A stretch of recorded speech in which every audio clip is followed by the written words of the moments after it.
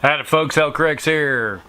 Another unboxing from the Plastic Soldier Company 15 mil miniatures. Today we got the German Panzer 38t and Marder variants. Now I've done this box before and ended up with something like this. I made a bunch of Marders, which I'll show a close up here in a second. But what we have is 5 15 mil miniatures. Really nice kits. I've built these before, as I just said. And inside we have 5 15 miniatures. Here it shows you different types of ways of painting it. You can make the 38t or the Marder variants. There's 3 different Marders and one 38t. So you either make this one or you make this one. There's only one set of tracks. All right, let's crack this thing open and we'll just widen this out a little bit. And we got the old Battlegroup insignia thing on the side. You have Iron Fist Publications. I'm looking forward because the new Torch, Operation Torch, just came out. I need to order it. Alright, we have the instruction sheet. Break this open and I'll show you a real close here. Alright, with the instruction sheet we can build the 38t, this one right here, or you can make the early Marder or the second gen Marder. You have the 139 and 138, either or. Alright, and I love how they have these all color coordinated, basically showing you the different. If you want to make the 38t, this is what goes on it. If you want to make the 139 Marder, you use these bits, and then if you want to go with the 138, then you use these bits. And this is the one I built the first time I bought a box. Alright, and I know that you have your basic the guys out there that rivet counters that will say, oh, you can only use this from this year to this year. And most of the games that we play, long as it's let's say a Marder's a Marder. We don't put too much effort into, it's like, oh, it's this variant or this variant and has this or that. The model just represents a facsimile of the thing on the battlefield. We have the instruction guide of how everything is put together, which is nice. Gives you a basic breakdown how it all goes together. It's a good deal. Alright, put that off to the side for the moment, and put it right here. Okay, so we got 5 sprues. Each sprue will make one vehicle. Okay, so we have up here, we have the basic crew, we got a commander. If you go with the 38t, you can put a guy up in the cupola up here. And then we have extra track, equipment.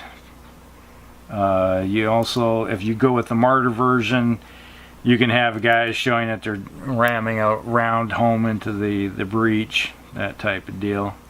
Same here. Just load them all up. I didn't put any of those guys on mine. I didn't think it was, it was just a little too much extra that I didn't really care to do. Alright, here we got the basic hull. All of them use this one right here for the bottom.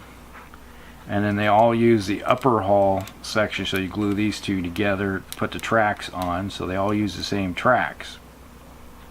Now, the difference is this right here, that is, I think, the back plate that goes right here.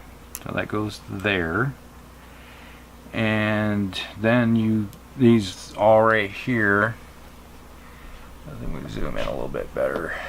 There we go. Kind of a big long sprue. But like I said, these components right here, and these will all build your turrets. I still have all these on from the other box I built, so I have all these components. So I'm thinking of building these turrets and then using them for some type of impromptu pillbox type stuff or defenses. You know, they had them around, so who knows, might be useful. And then we have looks like the gun, exhaust, hatch, machine guns. Alright, then you come over to this section. This is going to be your 139 section. All this in this little square right here is all 139. So you have the upper plate right here. This goes up on top. So you glue those together and this goes on top.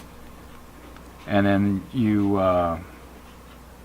have your side skirts up top also. And then this is your front mantlet, or your I guess a gun shield. And you have a canvas that goes over top for, you know, if you get inclement weather. If it's raining, you don't want to sit in the rain because it's an open top, so you put a canvas top over top of them so they can stay dry. Nothing worse than being in the cold and wet. Take it from a guy that used to be in the military. As the old saying goes, if it ain't raining, we ain't training. Well, we didn't like getting wet either. Alright, so then you come over to this portion, and obviously these three here are all used for all three.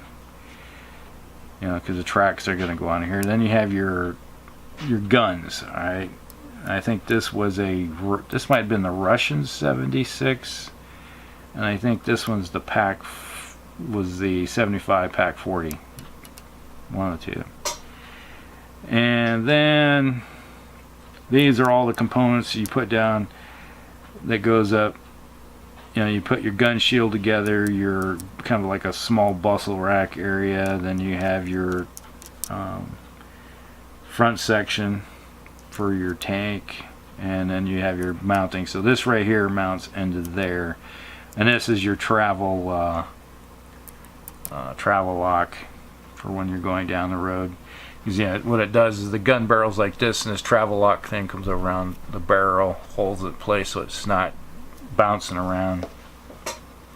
And that helps keep your alignment of your gun.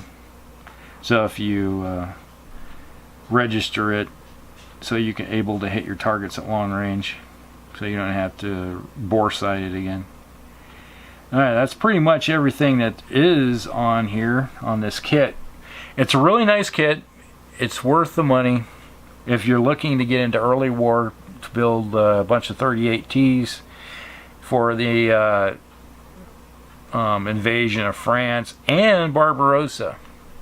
Because early in Barbarossa, they still had units that were running around with the 38Ts, and then facing off against Russians like BT-7s, you know, the T-26s, even KV-1s. This gun on this thing, the only way they could hurt a KV-1 is to get in behind it. It's a little fast little bugger, but the odds are they're probably going to get smoked before they get there. Now, I'll just show you here.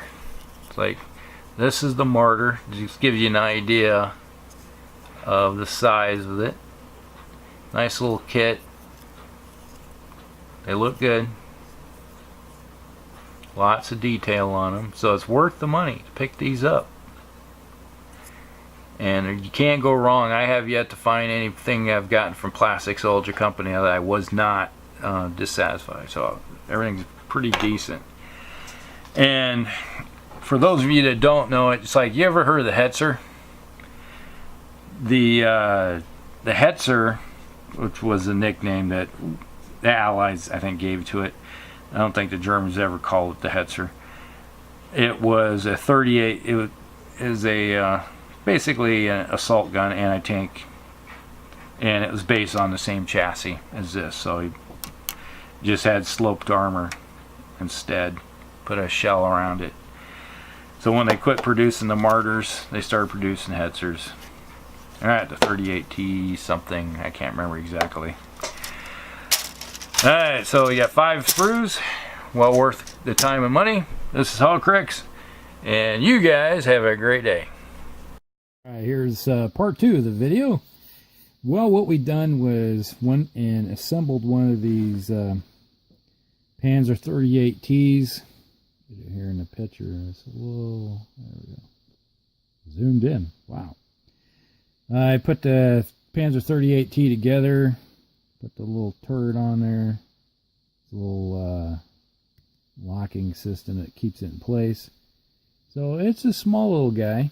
It's same size chassis as the Marders that I showed earlier in the video. And here we have all the details, all of them put on with a little bit of extra finagling little bits that you can put on these things to just give them a little bit of character. So there it is. It's all assembled. One Panzer 38T. Can't go wrong with the Plastic Soldier Company plastic kits, 15 mils. So there you go. This is Hellcrix, and you guys have a great day.